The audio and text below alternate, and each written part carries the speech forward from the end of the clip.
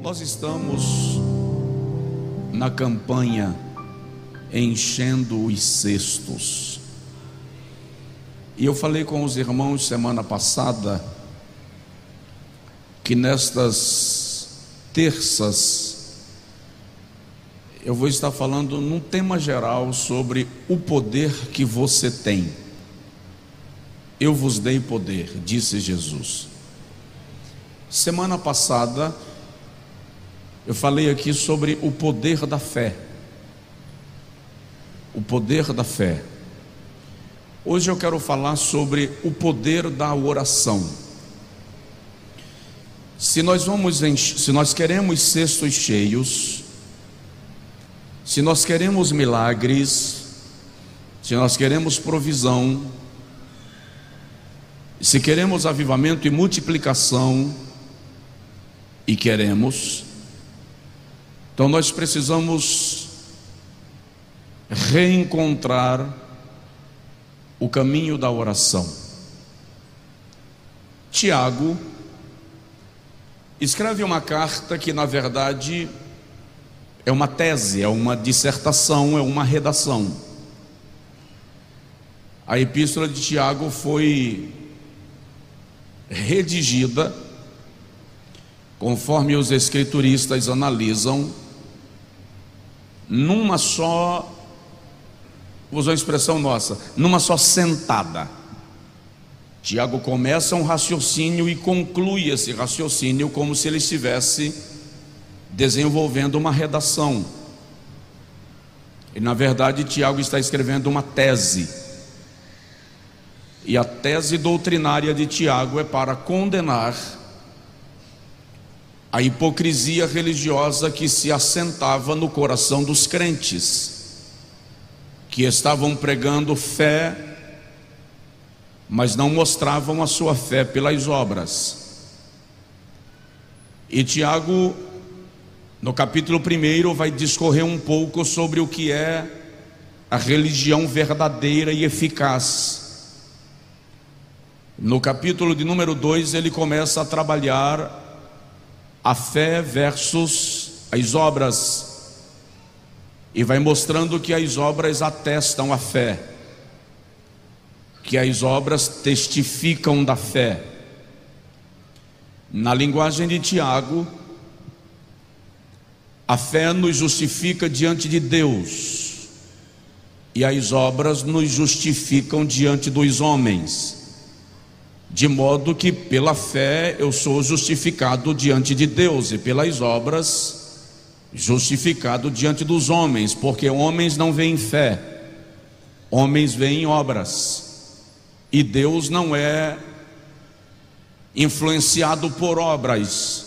Deus contempla a fé, de modo que nem a fé nem as obras podem ser descartadas da vida cristã e daquilo que Tiago chama no capítulo 1 de a verdadeira religião.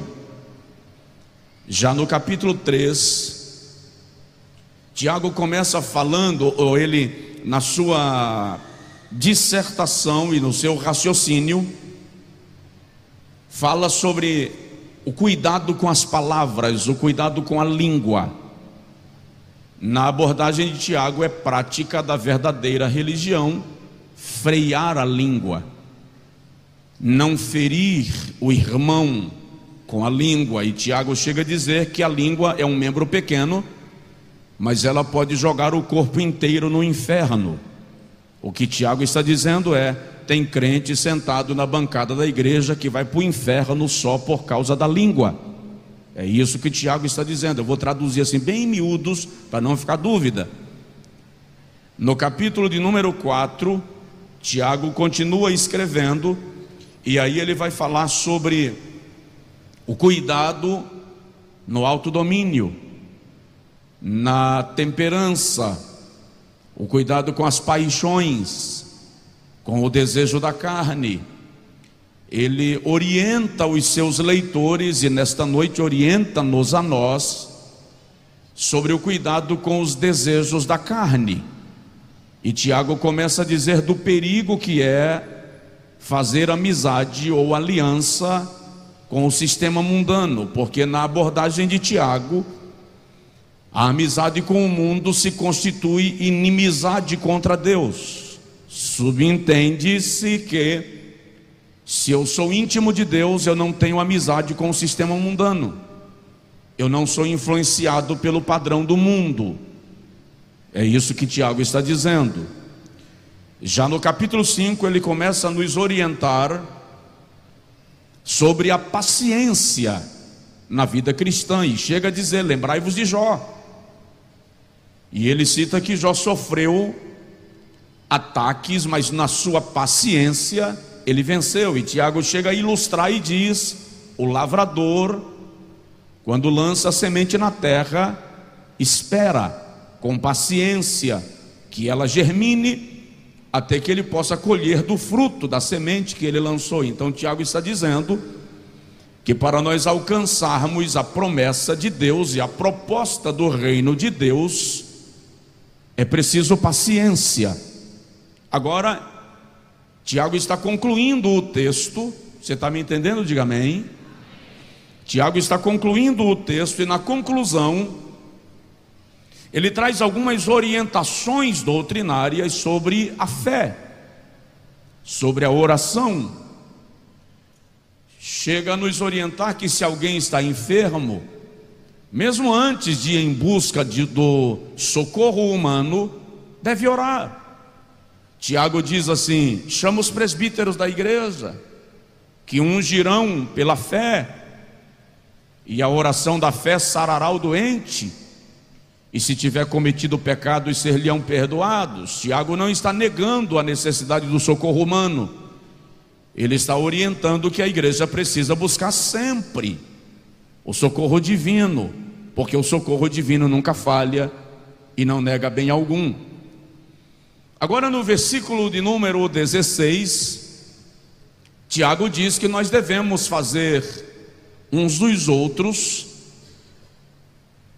sacerdotes sobre nós. Confessai as vossas culpas uns aos outros. Tiago está dizendo: permita que o irmão te ajude na tua fraqueza, permite que o irmão te oriente na tua desilusão.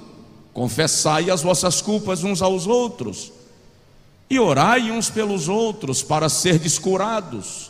O que Tiago está dizendo é que quando alguém ora por mim, eu recebo saúde, eu recebo cura.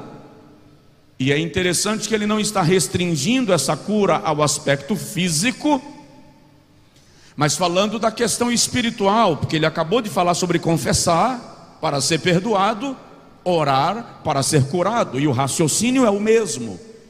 Então Tiago está dizendo que a oração me cura das minhas feridas espirituais, e ele justifica tudo isso dizendo que é possível viver assim, porque a oração de um justo pode muito em seus efeitos.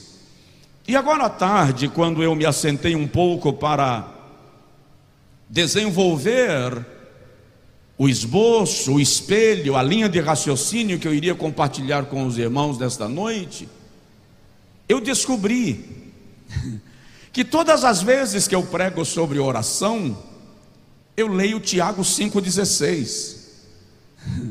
E eu me perguntei: por que eu não vou para outro texto? E folhei a Bíblia em busca de outros textos, e tem diversos. Eu poderia ler, por exemplo, o Salmo 109, quando o salmista diz: em troca do meu amor, eles fazem o mal contra mim, mas eu faço uma oração. Poderia citar Salmo 66, 18 e 19: se eu tivesse guardado pecado no meu coração, o Senhor não teria me ouvido, mas graças a Deus o Senhor ouviu a minha oração e atentou para a minha petição. Salmo 32, 5, o salmista diz: quando o Senhor me disse a mim, buscai a minha face, o meu coração te disse a ti, a tua face, Senhor, buscarei. Ou seja, textos de oração ou sobre oração temos diversos. Jeremias 33:3, o Senhor diz: clama a mim e responder-te-ei, anunciar-te-ei coisas grandes e firmes que não sabes. Um texto muito citado sobre oração, embora ele não tenha nada a ver com oração diretamente, mas a gente cita muito, Provérbios 8:17, eu amo os que me amam, e os que de madrugada me buscam me acharão. Na prática ele não está falando de oração, ali o texto é a voz da sabedoria dizendo, aqueles que se levantam para buscar conhecimento, para crescer em sabedoria, encontram conhecimento e sabedoria. Mas como em Provérbios a sabedoria é a personificação de Cristo, aí a gente aplica e diz que aqueles que o buscam de madrugada o acharão. Tudo isso é oração e nós precisamos orar. E embora Tiago, o único texto que eu consigo ler quando eu vou pregar sobre oração, seja um versículo tão conhecido, ele também é um versículo muito questionado, porque nós estamos sempre indagando e dizendo: por que será que Deus não responde a minha oração? Por que demora tanto a resposta? Qual será o segredo para a minha oração ser respondida? Fato é que na linguagem de Tiago, a oração de um justo pode, diga comigo, a oração de um justo pode. Esta é a expressão de Tiago, e eu creio nela. Agora, é preciso lembrar que os mais poderosos modelos de oração estão na Bíblia. A Bíblia é o livro que nos ensina a orar. Por exemplo, no dia que os discípulos conversaram com Jesus e disseram assim: Senhor, ensina-nos a orar, Mateus 6, ele disse: vós então orareis assim. E Jesus estabelece um modelo, um padrão de oração: Pai nosso que estás nos céus, santificado seja o teu nome, venha a nós o teu reino, seja feita a tua vontade, assim na terra como no céu. O pão nosso de cada dia nos dá hoje, e perdoa as nossas dívidas, assim como nós perdoamos aos nossos devedores, e não nos deixes cair em tentação, mas livra-nos do mal, porque teu é o reino, e o poder, e a glória, para sempre. Amém. Esta oração é um padrão, é um modelo, é uma referência de oração. João 17, na chamada oração sacerdotal, Jesus ora pelos seus discípulos, e naquela oração ele diz assim, é muito interessante essa oração, porque Jesus diz: Pai, eu te rogo, não que eles sejam tirados do mundo, mas que eles sejam livrados do mal. Eu te rogo que eles sejam um, assim como eu e o Senhor somos um. É um modelo de oração, porque eu preciso que você entenda, e se o irmão não lembra mais, procure no nosso canal no YouTube aquela mensagem com o título O Poder da Oração Profética. O poder da oração profética. Uma das coisas que eu cito nela é que nada é capaz de tornar uma oração mais poderosa do que você aprender a orar a palavra. Orar o que está escrito. Dizer: Senhor, eu estou pedindo porque está escrito. Daniel capítulo de número 2 é um outro modelo extraordinário de oração. Porque quando chega o desafio da interpretação, da revelação e interpretação do sonho do rei Nabucodonosor, olha que oração linda: Senhor, tu que habitas no oculto e no escondido, tu que sondas os corações e conheces os espíritos. Essa é a oração de Daniel, é uma oração padrão. Daniel capítulo de número 9, há uma outra referência de oração, quando Daniel diz assim: em ti está a justiça, e em nós a confusão de rosto. porque nós pecamos. É modelo de oração. Você quer que a sua oração surta efeito? Ore a palavra. Eu disse naquela mensagem que eu mencionei há pouco que até para orar você precisa conhecer a Bíblia. Você precisa estar com a Bíblia. Ore com a Bíblia do seu lado, aberta na sua frente. Molhe as suas páginas de lágrimas, porque a promessa é: clama a mim e te responderei, e eu vou te revelar coisas incríveis, coisas eternas, segredos insondáveis que ainda não conheces. É isso que está escrito. Neemias capítulo 1 traz para nós uma referência de oração, um modelo de oração de confissão. A igreja precisa aprender. Agora, preste atenção nisso. A igreja moderna, sobretudo nós pentecostais, muito especialmente aqueles com uma tendência neopentecostal, precisa se livrar dos modismos de oração. São os modismos baratos que não levam a resposta nenhuma, do tipo: levei Jeová no canto da parede. Esquece, Jeová não vai no canto da parede para ninguém. Reivindique que Deus tem que realizar. Determine que Deus é obrigado a cumprir. Esse blá blá blá que para nada serve. Presta atenção.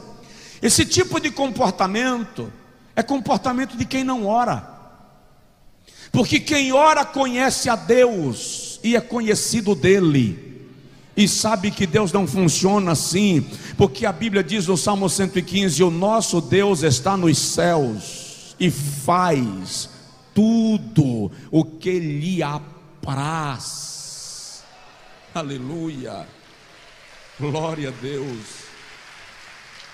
Agora, a oração, diz a Bíblia, é capaz de mover o braço de Deus. Esdras 8:23, Esdras diz assim: nós, pois, oramos e pedimos isto ao nosso Deus, e Ele se moveu pelas nossas orações. Eu estou falando sobre o poder da oração. Eu estou falando sobre o poder que você tem. E tem pessoas que pensam que as coisas vão acontecer sem que elas se esmaguem diante de Deus. Preste atenção. Há coisas que você quer e que você está pedindo ao Senhor, que é necessário que você aceite ser moído, esmagado na oração. Eu vou te mostrar isso.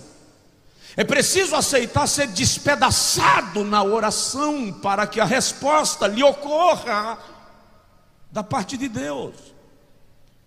John Bunyan, o escritor do livro mais vendido do mundo, O Peregrino, o nome do livro, O Peregrino.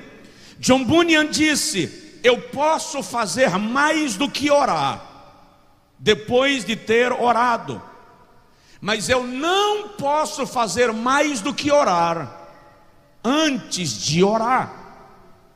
Em outras palavras, você não deve fazer nada antes de orar. A maioria de nós não consulta Deus antes de comprar, antes de viajar, antes de casar, antes de empreender. Nós nos tornamos independentes demais. Para que Deus? Para que Deus participar das minúcias da minha vida? Sobretudo considerando que a maior parte das minhas escolhas provavelmente não seriam aprovadas por Ele. Então é melhor não ouvi-lo, porque Ele vai me contrariar. Mesmo porque Deus não te bajula. Deus não estende carpete vermelho para ninguém. Lembro agora da fala do monge alemão Hans von Staden. Ele diz que quando nós trabalhamos, colhemos o fruto do nosso trabalho, mas quando Deus trabalha, nós colhemos os frutos do trabalhar de Deus. Provoca o irmão do seu lado e diz para ele: deixe Deus trabalhar. Deixe Deus trabalhar. Charles Spurgeon é considerado o príncipe dos pregadores, viveu no século XVIII. Spurgeon diz o seguinte: todas as vezes que Deus quer realizar algo extraordinário, Ele desperta o seu povo para orar. Todas as vezes que Deus quer realizar algo extraordinário, Ele desperta o seu povo para orar. O mesmo Spurgeon disse: prefiro ensinar um homem a orar do que 10 homens a pregar, porque um homem de oração causará mais resultados do que 10 homens pregando. Ei, é a oração que mexe com a estrutura espiritual de uma cidade, de um país, de um estado, de um bairro, de uma família. Você já pregou, você já resmungou, você já falou. Muda a estratégia, experimenta orar. Martin Bush, fundador do famoso Exército da Salvação, um dia chegou com a sua equipe numa aldeia para evangelizar. E depois de dias evangelizando, pregando e atendendo pessoas com atendimento médico, odontológico, a equipe de Martin Bush chegou para ele e disse: senhor capitão, não existe mais estratégia, não dá para fazer nada mais, porque esse povo é muito duro e esse povo não quer Deus. Martin Bush olhou para a sua equipe e disse: experimentem chorar. Provoca seu vizinho e diz para ele: experimente chorar. Sabe qual é o problema? Chorar não faz parte mais da nossa liturgia de culto. Quase nenhum de nós carrega mais lenço. Quando carrega é para secar o suor, não as lágrimas. Eu lembro de uma época que a minha avó ia para a igreja e o lenço ia dentro da Bíblia. Não, ela não era chique, ela não tinha bolsa, mas o lenço ia dentro da Bíblia. Ninguém ia à oração, à igreja, sem levar um lenço, porque a ideia não era dançar, a ideia não era bater palmas, a ideia não era fazer um louvorzão extraordinário, a ideia era ajoelhar e chorar.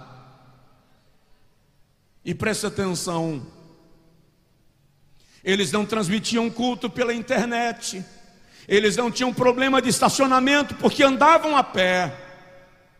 Os bancos eram de tira de madeira e às vezes rasgava o vestido. Mas a igreja na década de 60 e 70 cresceu a quase 25% ao ano. Hoje nós temos tudo isso e nós estamos crescendo a uma média de 6,5% ao ano. Por quê? Mas a igreja está cheia. Uma igreja cheia não é sinônimo de crescimento. Pode ser sinônimo de uma multidão buscando massagem do ego, uma palavra de esperança, um pregador bajulador. Crescimento não é volume, crescimento é compromisso, aliança, cultura cristã, vida com Deus, relacionamento, padrão de vida com Ele.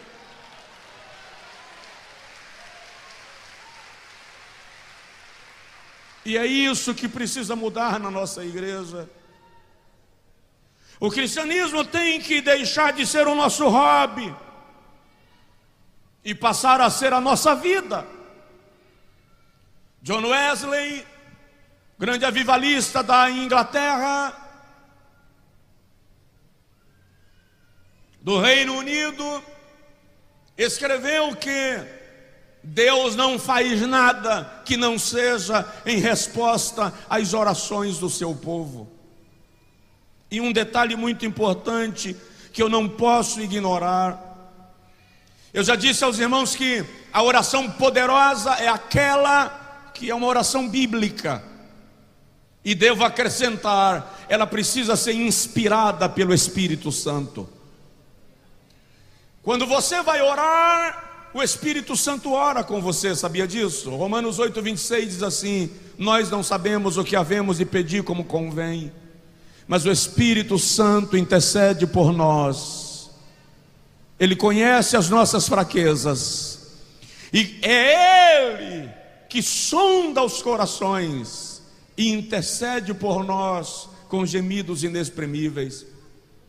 Primeira carta de Paulo aos Coríntios, capítulo 14, Paulo diz que quando nós oramos no Espírito, oramos bem, a oração é perfeita.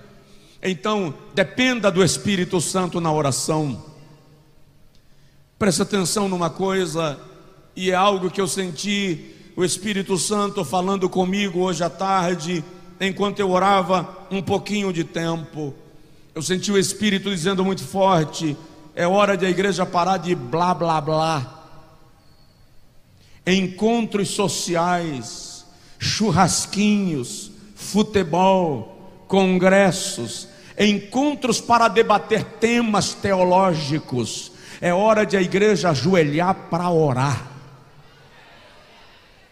Fazemos um congresso de dias, e quando termina, tudo que fica são os contos do congresso. Mais uma semana, tudo volta ao normal. Ajoelha 15 minutos e sua vida nunca mais voltará a ser como era antes.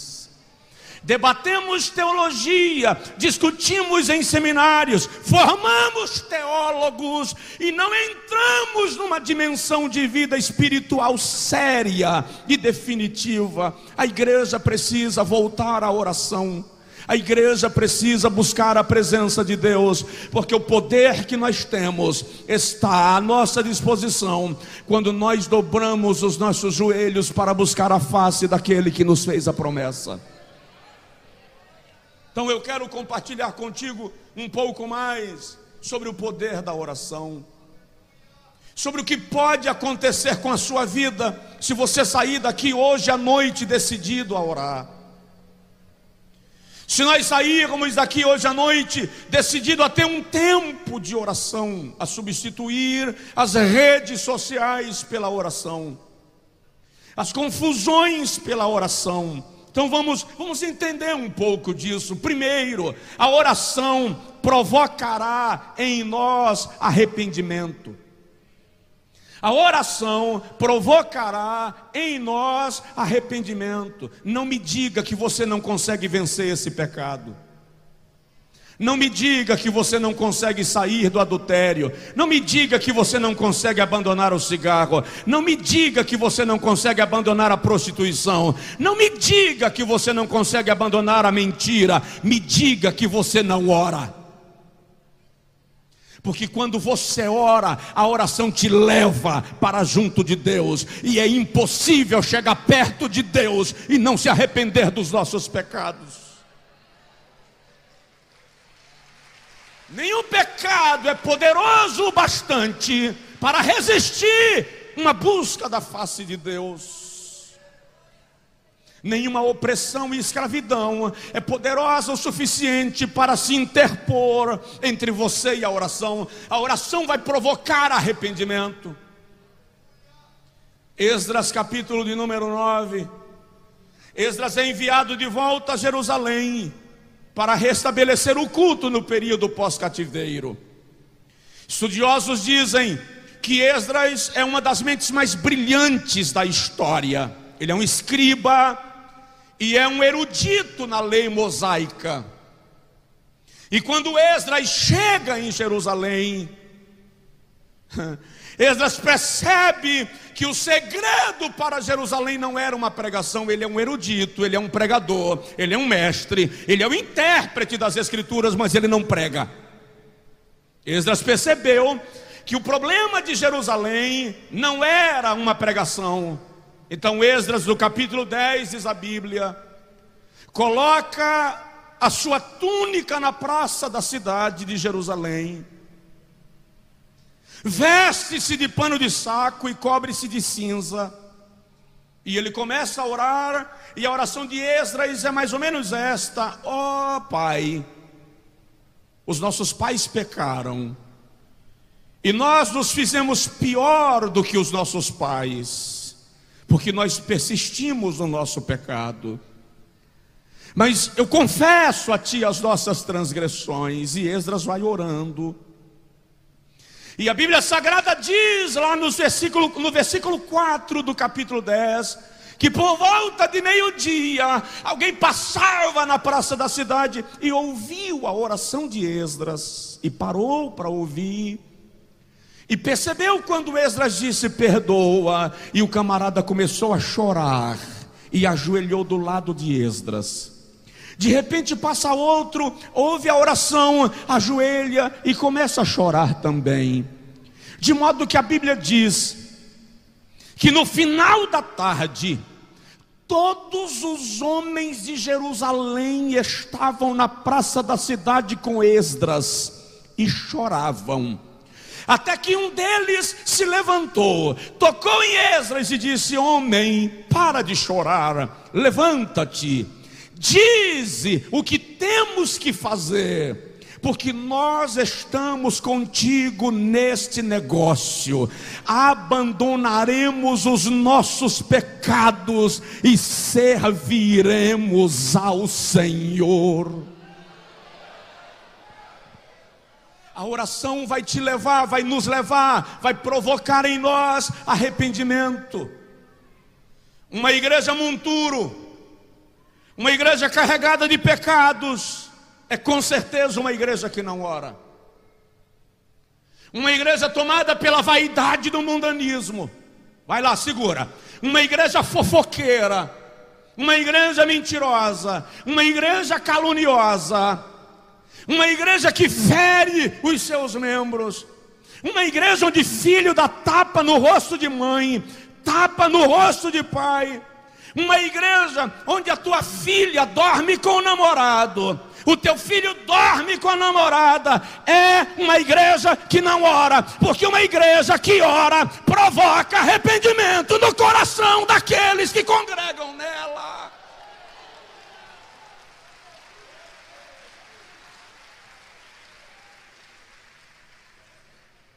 Você nunca vai conseguir sair da oração e ir para uma boate.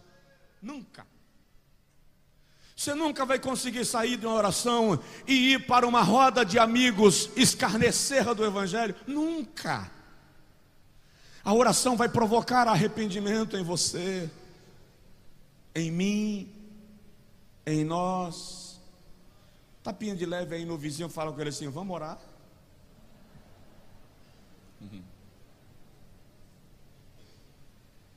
Segundo lugar, está tudo bem aí? A oração nos torna parceiros de Deus. A oração nos torna parceiros de Deus. Ei, nenhum milagre na Bíblia ocorreu sem que o homem tenha se envolvido com Deus. Eu vou repetir. Nenhum milagre na Bíblia ocorreu sem que o homem tenha se envolvido com Deus.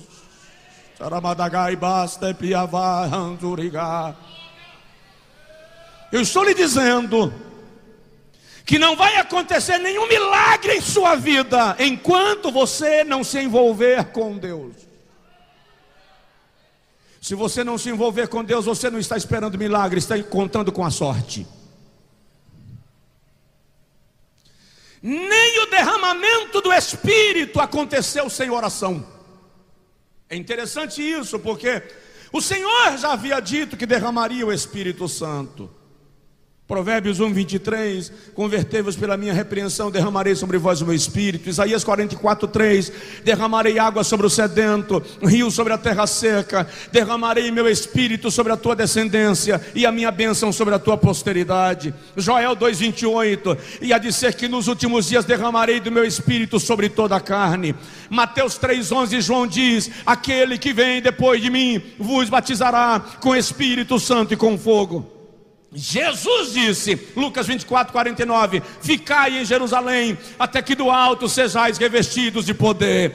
Em Atos 1:4, Jesus diz: recebereis a promessa do Pai que de mim ouviste. Estava prometido, precisava orar, precisava. Atos 1 diz, versículo 14: todos eles perseveravam unanimemente em oração. Para quê? Deus nos já tinha prometido, o Espírito não ia ser derramado, mas ia ser derramado em quem estivesse buscando a face de Deus. Aleluia. Então, a oração te torna parceiro de Deus. Presta atenção.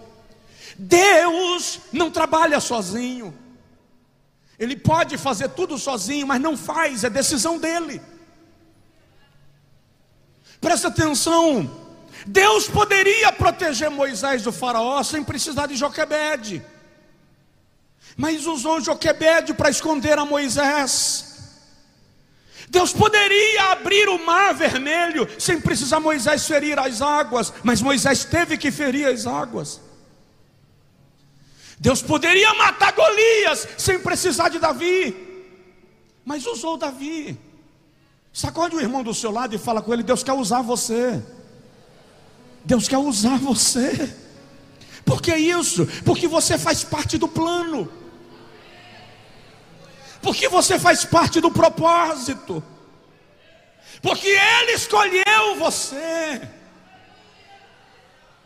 Porque de alguma forma e por alguma razão que eu não consigo entender, quando você ainda estava no ventre da tua mãe, Jeová disse: é meu, é minha.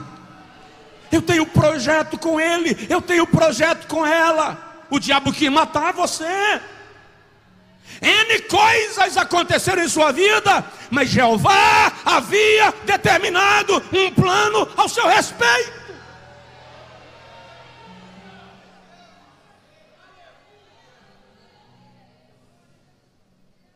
Mas esse plano, para acontecer, você precisa orar. Você precisa se tornar parceiro de Deus. Ele quer trabalhar através de você, porque os instrumentos de Deus são os homens. Diz para ele: Senhor, Senhor, pode me usar.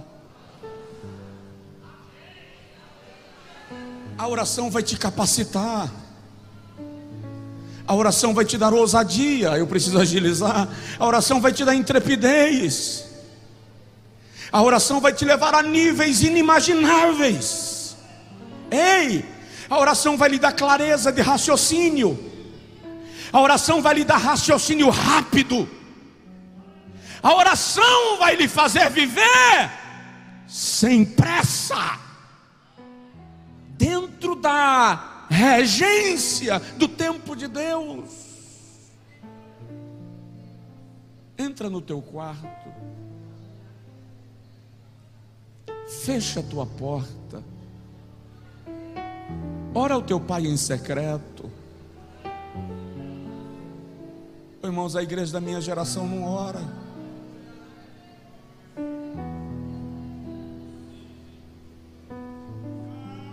Lutero se escondia semanas para orar.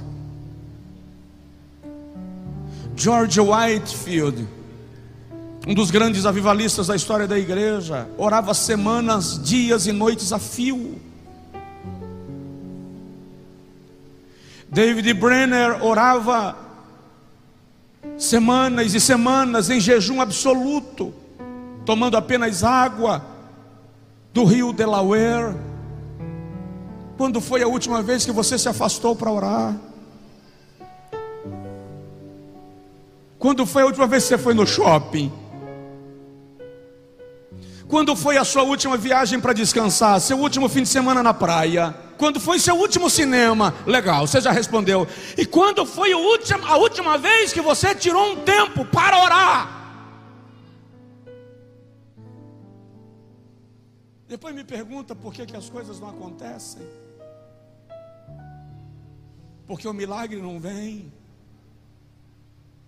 Terceiro lugar, a oração pode interferir no poder da natureza. Pela oração você pode interferir no poder da natureza. Elias orou e fez descer fogo do céu. Depois orou e fez descer chuva. Ó Deus, mostra para este povo que tu és Deus em Israel e que eu sou teu servo. 1 Reis 18. E o fogo desceu sobre o altar. Lá na frente, no versículo de número 42, Elias diz ao seu moço: vai para o cume do monte, olha para o céu, tem 3 anos e meio sem chover. E ele ajoelha, e isso é muito importante, presta atenção, na Bíblia nenhum detalhe é por acaso. O texto diz que ele ajoelhou com a cabeça entre os joelhos. Olha, presta atenção, a cabeça entre os joelhos, segundo dizem alguns estudiosos, era a posição que as mulheres hebreias davam à luz. Orar é sentir dor de parto. Orar é gerar vida. Provoca o vizinho e fala: orar é gerar. Orar é gerar. Tem coisas que você está pedindo a Deus que você vai precisar se dispor a ter um parto. O problema é que a gente aceita sofrer na vida, apanhar na vida, padecer na vida, mas não aceita sentir dor na presença de Deus pela oração. Oração às vezes dói. Se você nunca viveu a experiência de oração doer, você ainda não orou.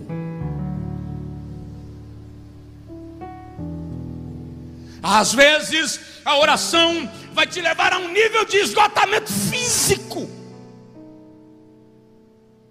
porque há milagres que vão além de um lanche, de uma entrada, de uma pipoca espiritual.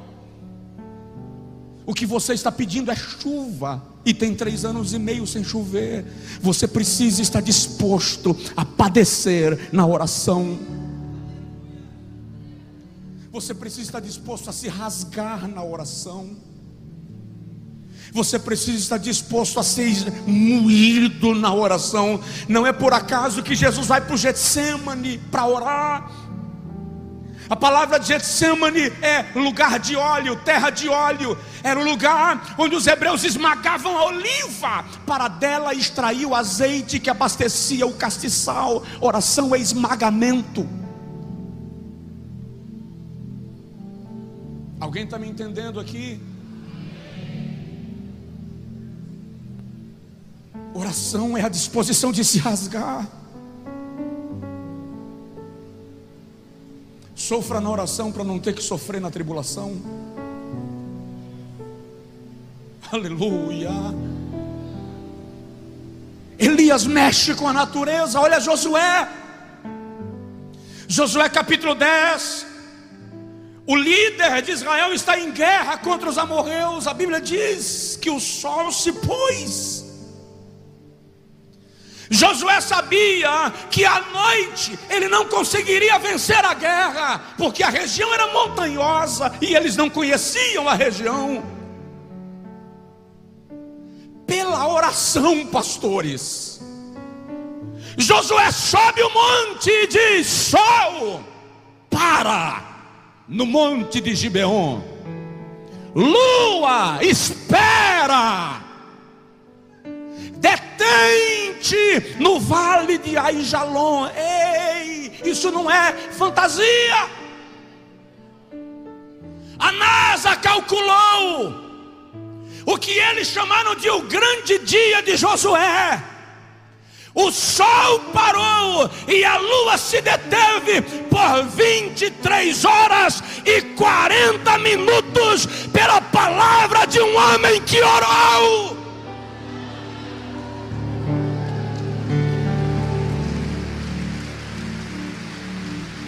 Você não entendeu? Esse aplauso é para o seu timinho meia boca. Aplaude Jeová. Eu estou falando de milagres.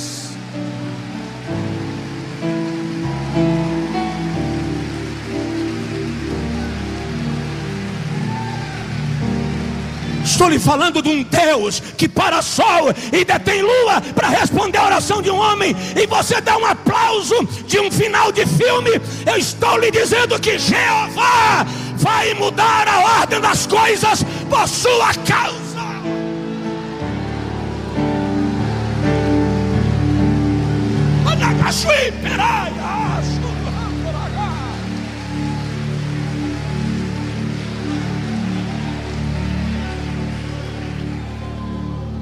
Estou lhe dizendo que a sua oração interfere nas leis ordinárias da natureza.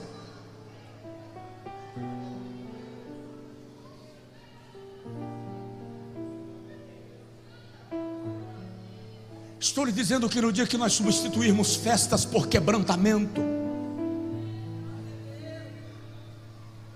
no dia que nós substituirmos algazarras por arrependimento, estou lhe dizendo que no dia que nós entendermos que vida cristã é mais do que ir na igreja de vez em quando, as coisas vão acontecer.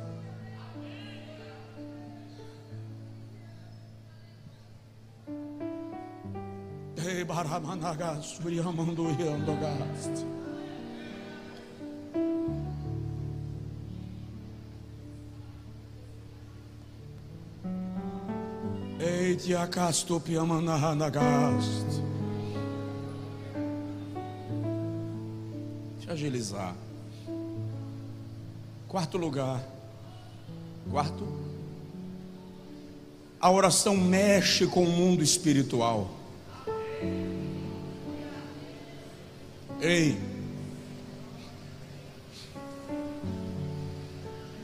vou te compartilhar uma verdade perigosa. Você pode ir no cinema e Satanás não perceber. Muda nada. Todo mundo vai. Você pode comprar um carro novo e o diabo, todo mundo compra. Você pode pregar bonito e Satanás olhar para você da janela e dizer assim, blá blá blá. Mas é impossível você orar e Satanás não saber que você ajoelhou. A oração mexe com o mundo espiritual. Daniel 10. Daniel está orando acerca de Jerusalém, e a Bíblia diz que o Senhor enviou um anjo para trazer resposta a Daniel. E a resposta da oração de Daniel não chegou, e ele continuou orando por 21 dias. E está escrito que no 21º dia Jeová brada no seu trono e diz assim: Miguel, vem cá. Quando o arcanjo chega diante de Deus, Jeová aponta no espaço e diz: dá uma olhada. O anjo que viera com a resposta de Daniel estava bloqueado, porque um principado maligno havia interferido e a resposta não chegou. Olha para cá, Daniel não parou de orar porque a resposta não chegou, ele continuou orando. E o Senhor mandou Miguel, e o anjo chega diante de Daniel e diz assim: homem muito amado, o Senhor é contigo. No princípio das tuas orações eu te fui enviado para trazer-te respostas. Mas subiu o príncipe do rei da Pérsia para pelejar contra mim, pelo que Deus mandou Miguel, um dos principais arcanjos, que ficou a pelejar com o príncipe do rei da Pérsia. E eu vim te trazer resposta, mas devo subir rápido, porque está vindo o príncipe do rei da Grécia para pelejar contra mim, e eu pelejarei com ele por causa do teu povo. Quando você ora, o inferno é mobilizado. Quando você ora, há uma movimentação infernal. Fica com medo não, porque todas as vezes que o inferno se mover por sua causa,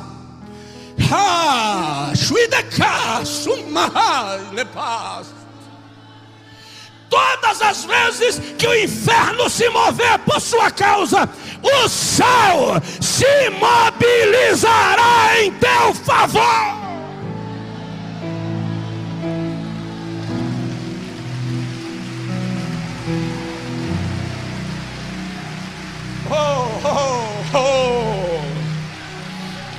Aleluia!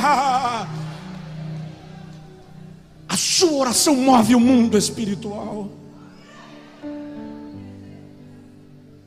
A sua oração quebrará cadeias. Eu vou pedir a Jesus, e se Ele quiser me atender ainda agora à noite, vai ser muito bom.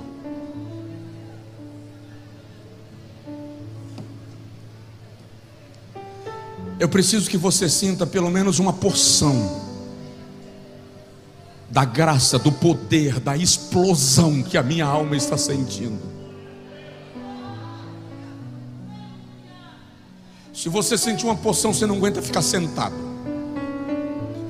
Você cai de joelho, você levanta, você chora. Você não vai ficar olhando para mim sem sentir nada. Alguma coisa vai se mover em tua alma.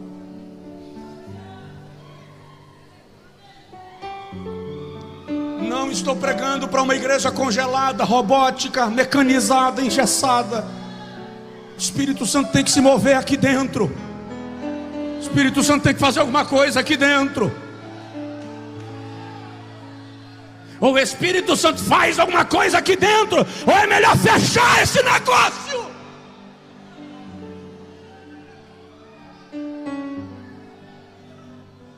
Sua alma, minha alma tem que queimar pela presença de Deus.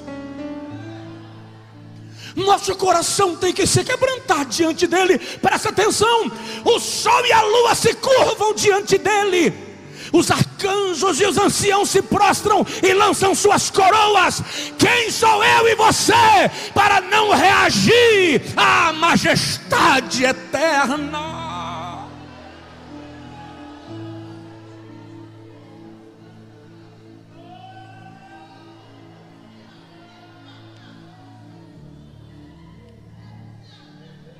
Quem está em casa acompanhando o culto, recebe a graça, o toque, o poder, a virtude de Deus. Aleluia.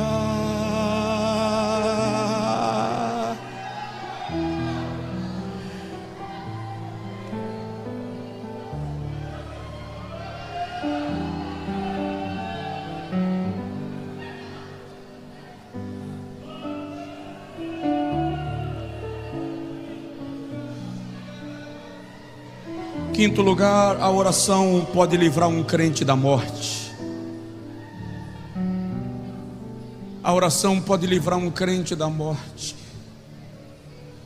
Laços são quebrados por causa da oração. Não vou tomar muito tempo aqui. E nos tópicos seguintes eu vou agilizar, mas deixa eu te falar. 5 vezes Moisés mudou uma sentença de Deus acerca de Israel pela oração. 5 vezes. É só, irmão, ler o Êxodo, capítulo de número 32 até o 35. Você vai ver que 5 vezes o Senhor diz assim: vou destruir, vou exterminar da face da terra. E Moisés, pela oração, chega lá. E Jeová muda a sentença. Pedro, Atos 12, Pedro estava preso. Herodes já havia matado a Tiago e disse a Pedro: eu te mato depois da Páscoa. E a igreja foi para a casa da irmã Maria, mãe de João Marcos, e ajoelhou para orar. E a Bíblia diz que enquanto a igreja orava, um anjo entrou na prisão onde Pedro estava e disse: levanta. Pedro levantou. O anjo disse: calça a sandália. Pedro calçou. Coloca a capa. Pedro colocou. Agora me acompanha. Pedro pensou que era um sonho, só viu que era real quando sentiu o vento da noite bater na testa. E aí a Bíblia diz que Pedro foi direto para a casa da irmã Maria, mãe de João Marcos, onde a igreja orava.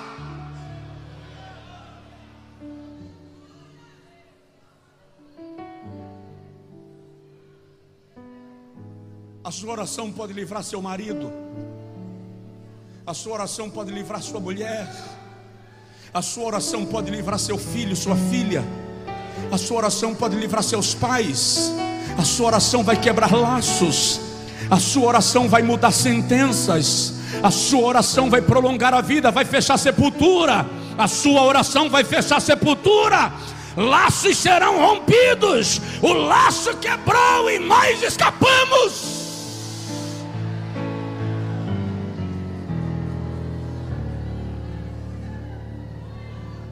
Vou parar.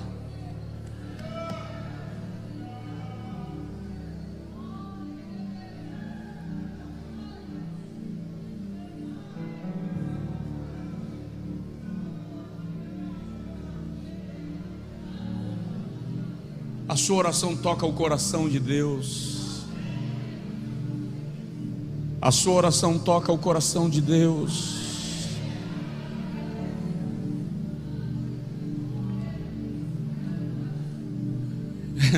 Êxodo 32, Moisés, o Senhor diz assim: Moisés, eu vou matar esse povo e vou fazer de você uma nação muito mais poderosa do que eles. Que proposta! Moisés diz assim: Senhor, pensa comigo. Olha que coisa linda, um homem chamando Deus a pensar. Pensa comigo. O que os inimigos vão dizer? Não de nós, vão falar do Senhor. Vão dizer que o Senhor tirou esse povo do Egito para levá-los a uma terra, e o Senhor não teve poder para conduzi-los no deserto e preferiu matá-los. Mais ou menos assim. Não vai ficar muito bom para a tua reputação. Aí Jeová diz assim: Moisés, eu vou deixar esse povo viver.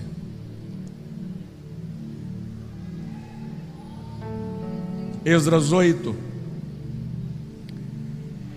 Esdras diz que ele chegou para o rei Assuero,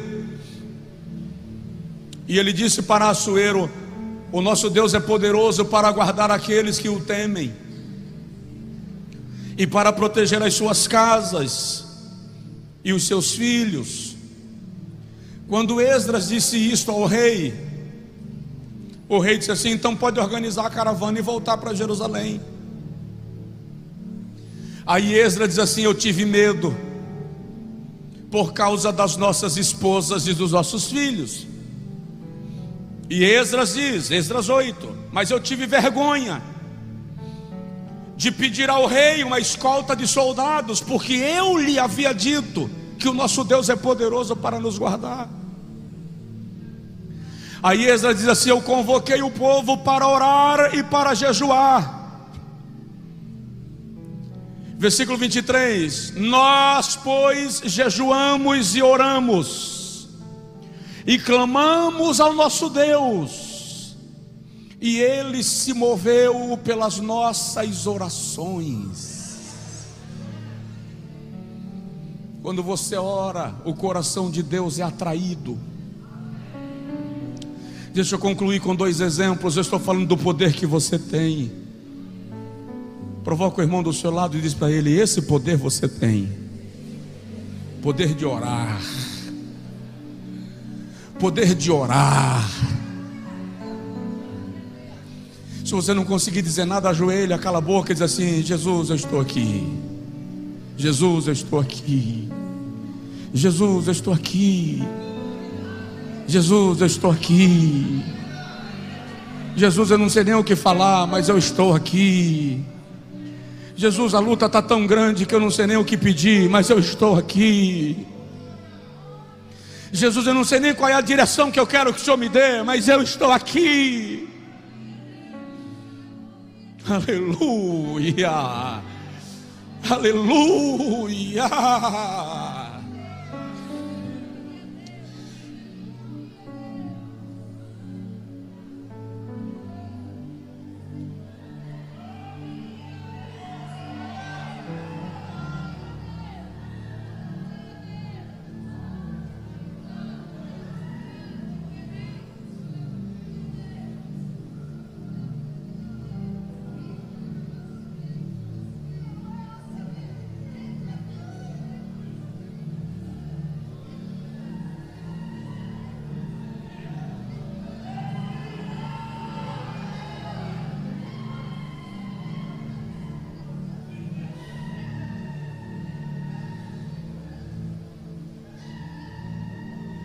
Ancho acaso fai que me abasto, ancho e que me avacas.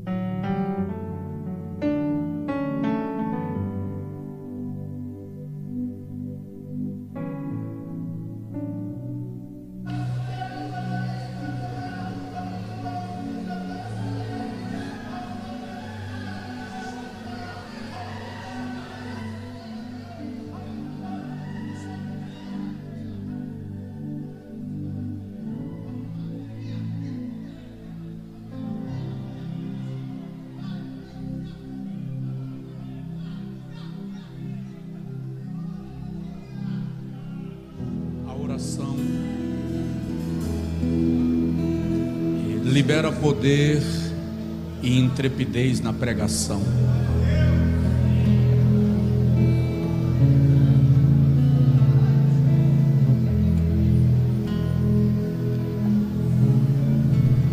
Uma pregação poderosa não é um discurso bonito. Políticos discursam bem, filósofos discursam bem, advogados são treinados em boa oratória, artistas também movem auditórios. Pregação é a exposição da palavra embebida na oração. Paulo diz em Efésios 6, 18 e 19: orai por mim para que me seja dada a palavra com autoridade no abrir da minha boca,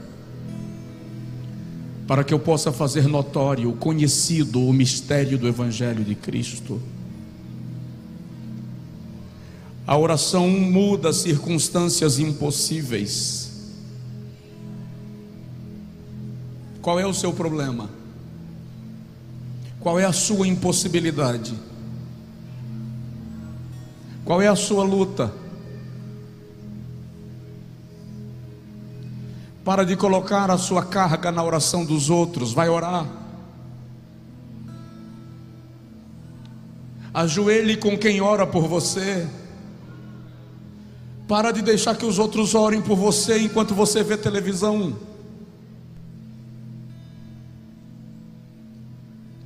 Deus não vai fazer um milagre na minha vida e na sua vida porque alguém está orando por nós. Não apenas. Ele vai fazer um milagre na minha vida e na sua vida quando nós nos ajoelharmos com o apoio de intercessores que nos darão cobertura de oração. Ana era estéril. Não havia tratamentos nos dias de Ana. Não havia os geneticistas. A ciência não havia chegado a tal ponto e demoraria muito para chegar. Ana foi ao altar. Se o Senhor me der um filho varão, eu o darei a ti. No ano seguinte, Ana veio apresentar a criança. Ei, a oração te dará poder nas tuas batalhas, nas lutas que você não pode vencer.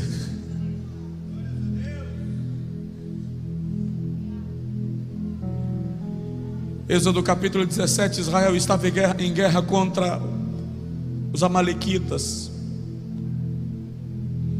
E a Bíblia diz que Moisés subiu para o monte para orar. E enquanto Moisés estava com as mãos erguidas, Israel vencia. Quando Moisés cansava e baixava os braços, os amalequitas prevaleciam. Arão e Hur, percebendo essa dinâmica, colocaram a pedra e disseram a Moisés: senta, e nós te seguraremos cada uma das tuas mãos. E a Bíblia diz que até o pôr do sol Israel esmagou Amaleque. A batalha era física, mas a resposta era espiritual.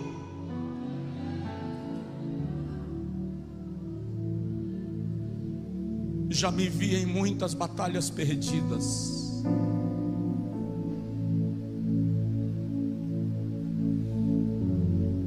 E já optei muitas vezes pelo chão frio em vez da cama, para dizer a Deus: preciso da tua intervenção.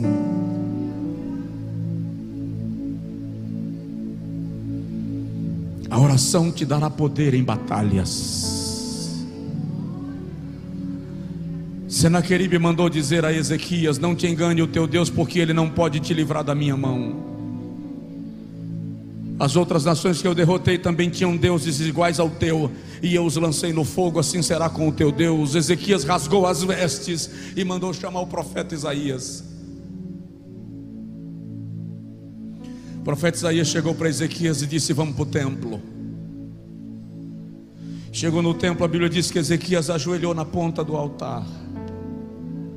A ponta do altar era o lugar onde o cordeiro era imolado, é o lugar de uma vida pela outra. Isaías 36, 37 e 38. E Ezequias ajoelha e diz assim: ó Deus, tu estás assentado acima das mais altas nuvens e reinas acima dos querubins. Senaqueribe diz a verdade quando ele diz que lançou os deuses das outras nações no fogo, mas na verdade não eram deuses. Mas tu és Deus nos céus e na terra. A Bíblia diz que enquanto Ezequias orava, o Espírito do Senhor se apoderou de Isaías e disse: não temas, ó Ezequias, nesta peleja não tereis que pelejar, porque esta batalha é minha e não vossa, diz o Senhor dos exércitos.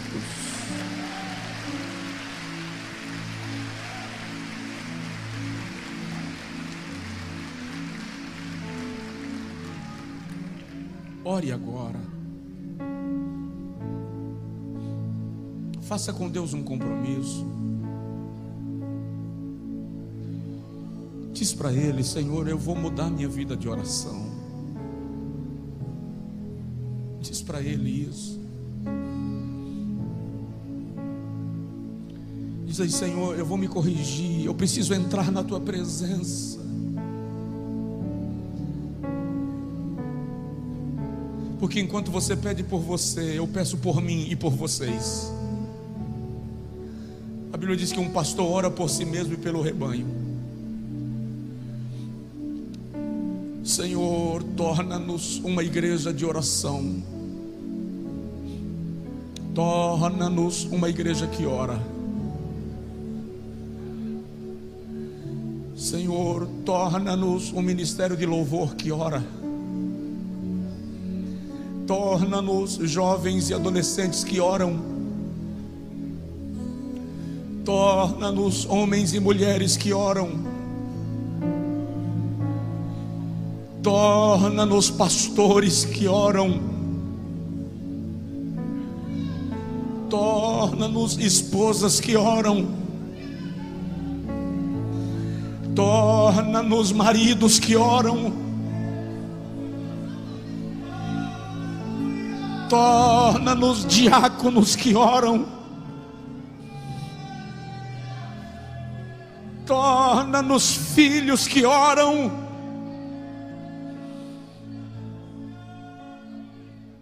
Senhor, toca em nós para a oração.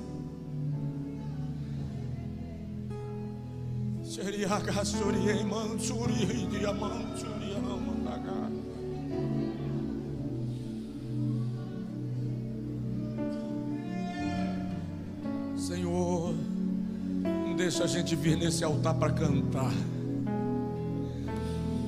porque cantar no mundo também se canta. Toca-nos com um louvor tomado de unção e de quebrantamento. Não deixa a gente subir nesse altar para discursar sermões bonitos e empolgados, porque no mundo há bons oradores. Nos faz profetas, faze-nos instrumentos.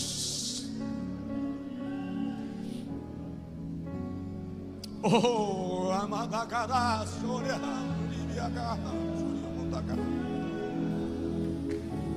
leva-nos à oração.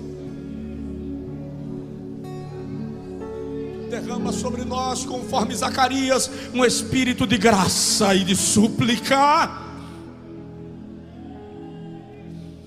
Espírito da glória de Deus, que intercede por nós com gemidos inexprimíveis. Quebra laços, inquieta corações.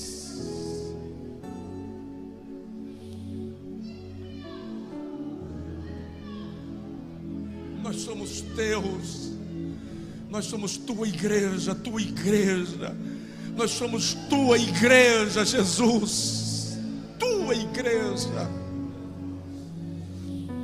de ninguém mais senão tua igreja, tua noiva, tua noiva.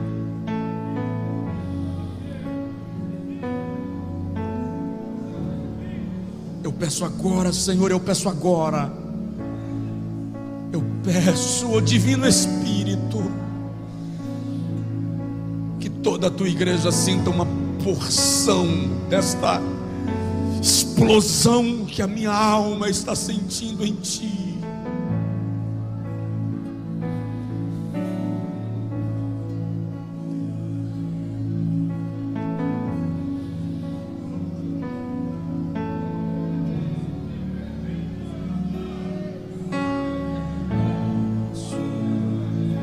Adore, ore, converse com Deus. Levante sua mão, ajoelhe se preferir, sente se achar melhor, mas ore um pouco, ore um pouco, ore um pouco, ore um pouco, ore um pouco. Instrumental bem baixinho, ore um pouco.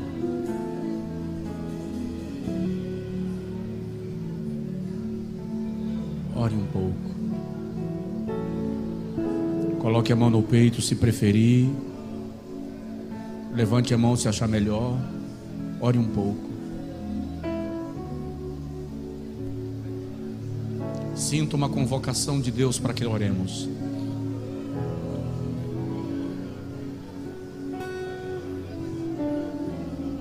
Ajoelhe, lance a boca no pó se você achar melhor. Coloque a testa no chão se o Espírito te levar a fazer isto. Busque a Deus, busque a Deus, busque a Deus, busque a Deus, busquemos a Deus. Jovens, adolescentes, homens, mulheres, senhores, senhoras,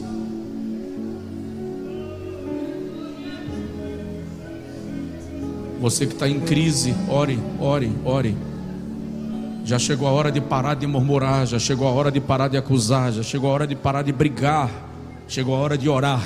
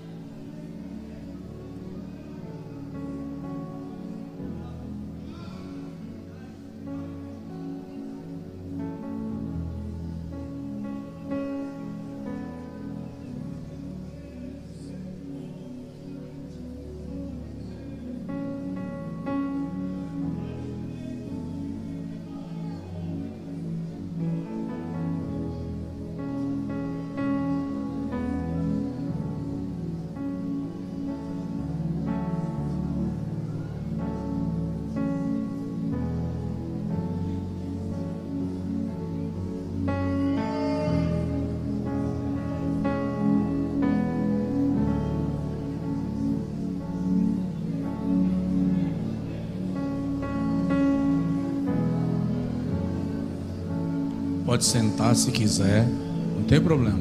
Orando, conversando com Deus.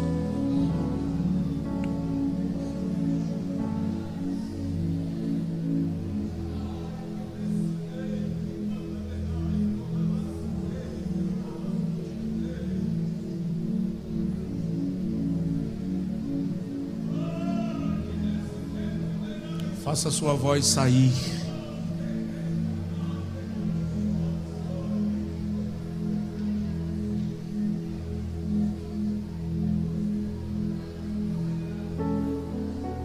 Pode gritar se quiser, pode alçar sua voz, erguer sua voz, chorar.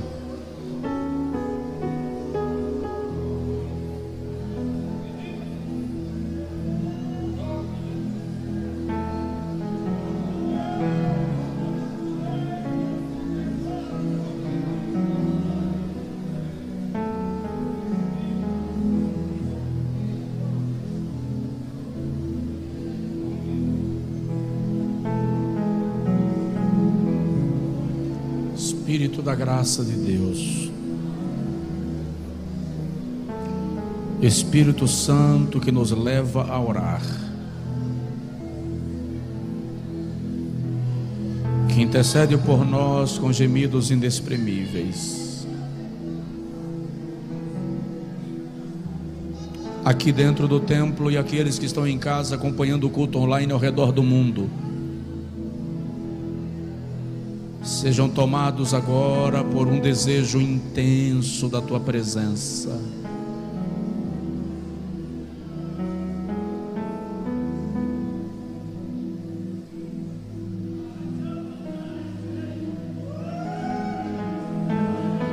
Por um desejo poderoso de buscar a tua face.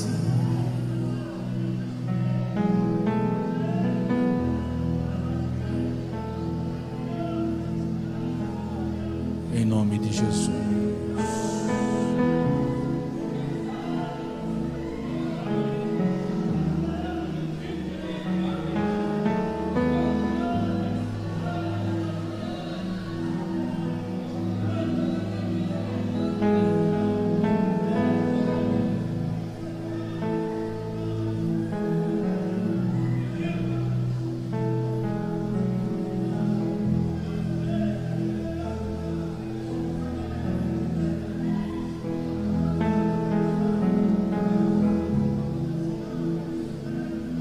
Pode sentar, os que quiserem sentar.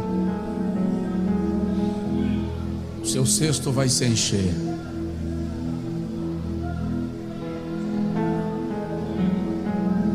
Seu cesto vai se encher.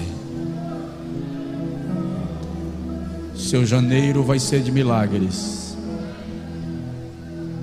Seu janeiro vai ser de milagres.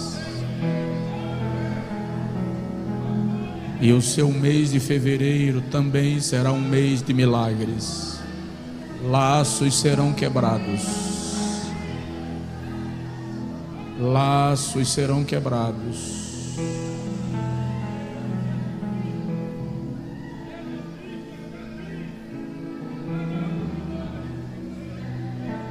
Debaixo do poder da palavra profética, debaixo da autoridade da palavra que acabei de ministrar, eu declaro que o seu mês de janeiro será um mês de bênçãos. E debaixo da mesma autoridade e da mesma palavra eu declaro que o seu mês de fevereiro vai ser um mês de glória, de surpresas da parte de Deus. Receba em nome de Jesus.